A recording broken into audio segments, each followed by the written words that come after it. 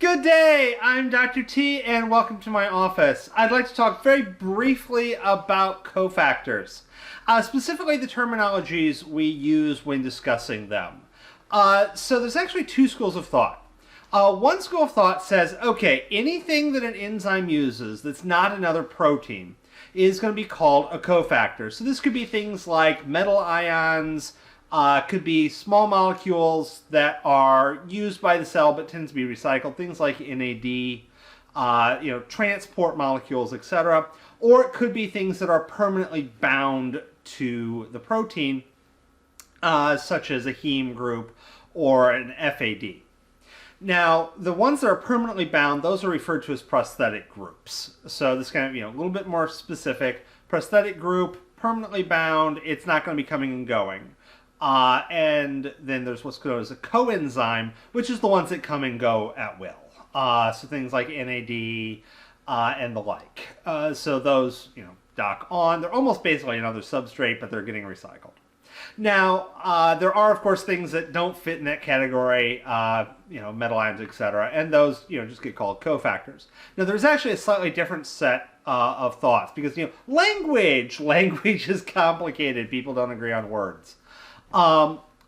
Basically, the coenzyme, the ones that move around, and the prosthetic group, the ones that are locked in place, those don't change the meaning. The argument really is, does cofactor become this blanket term that includes coenzyme and prosthetic group and things that don't fit neatly into those, or is it really a catch-all that's only those things that don't fit neatly into prosthetic group and coenzyme? I typically go for the blanket term that includes all of them. That's why I usually use it the most. While talking about those, do want to touch on a little bit of a miscommunication I've seen. When you're dealing with vitamins, the vast majority of them are going to turn into cofactors.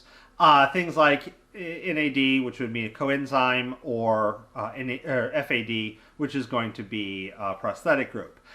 It doesn't matter if they're a fat-soluble or water-soluble vitamin. They both typically, for most cases, are going to turn into a cofactor. Some of them, like vitamin A, will sometimes turn into a cofactor. It's prosthetic group in some proteins will get modified differently and will be used differently by different proteins.